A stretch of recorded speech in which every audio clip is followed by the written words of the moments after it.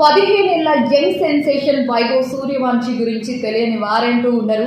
ఈ IPL season starting నుండి ending వరకు ఎవరి నోట విన్నా కూడా వైభవ్ సూర్యవంశి పేరే వినిపిస్తూ ఉంది. అంత అద్భుతమైన ప్రదర్శన ఇచ్చాడనమాట ఈ ఐపీఎల్ సీజన్లో. ప్రతి ఒక్కరూ ఆయన్ని ప్రశంసించడమే.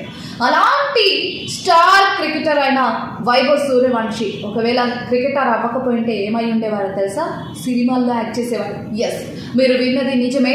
సో రీసెంట్గా వైభవ్ సూర్యవంశి మీద బాలీవుడ్ డైరెక్టర్ శేఖర్ కపూర్ చేసిన కొన్ని ఆసక్తికరమైన కమెంట్స్ అయితే వైరల్ అవుతూ ఉన్నాయన్నమాట.